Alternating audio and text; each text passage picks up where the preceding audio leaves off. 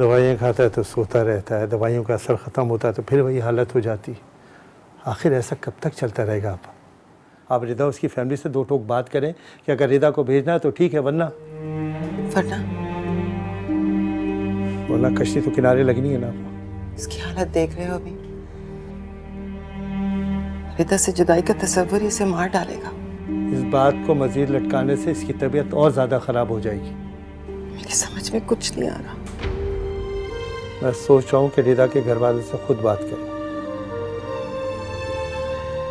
अगर आप समझते हैं कि उससे कोई फायदा होगा तो कर लें।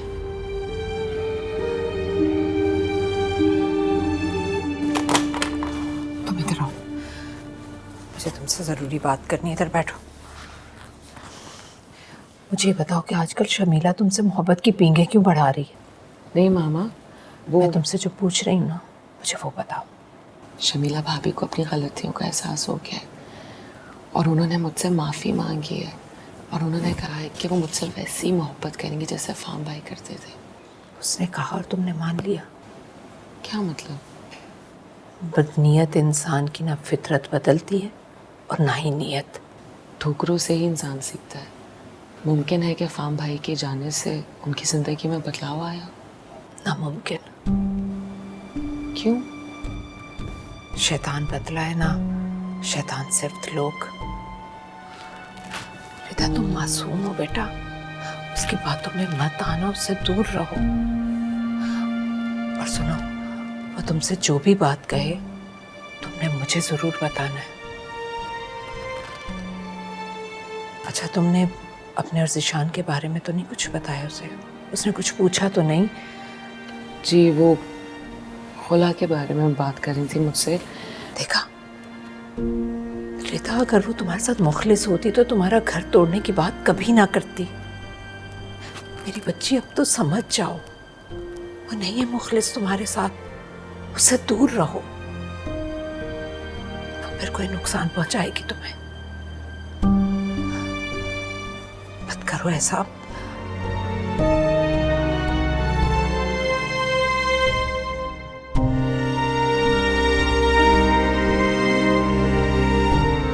हबीब साहब, आप ठीक करें।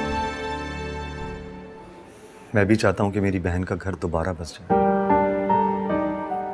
लेकिन ये रिदा और ज़िशान का अपना मसला है। बेहतर होगा कि ये दोनों मिलकर ही कोई हल निकालें। अब मैं और आप किसी के साथ जबरदस्ती तो नहीं कर सकते ना। दुआ करें कि सब बेहतर हो जाए। खुदा हाफिज़।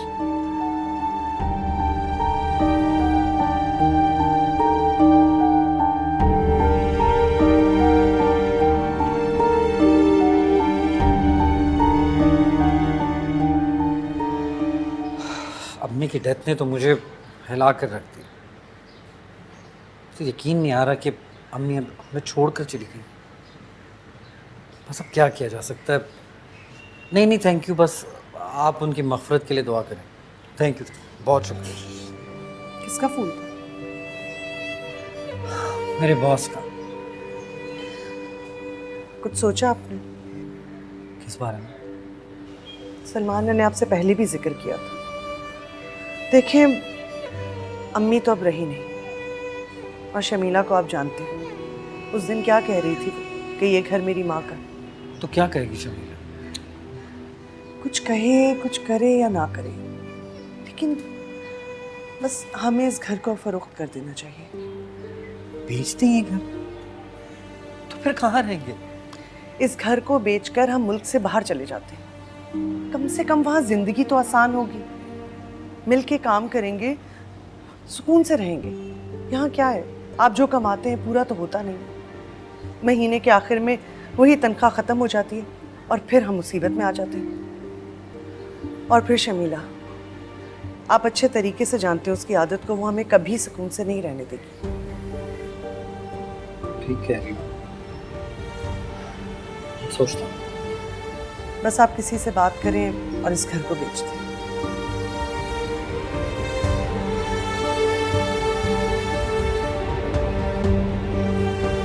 सब ठीक हो जाएगा।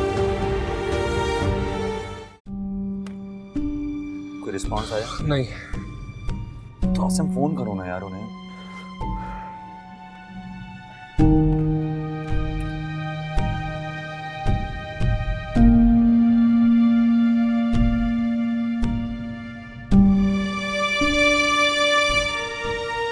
No response.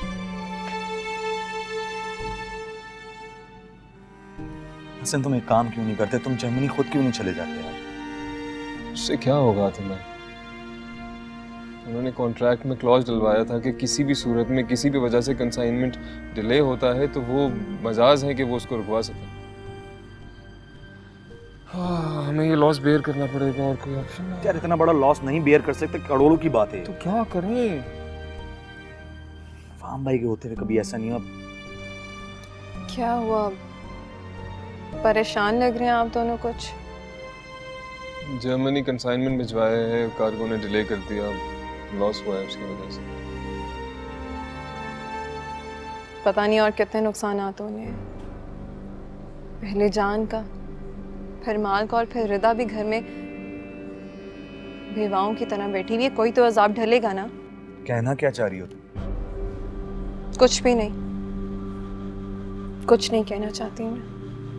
कुछ कहूंगी तो मैं ही बुरी बनूंगी। आसिम जी। तुम उन्हें एक बार फिर मिलो। जी मैं अंदर।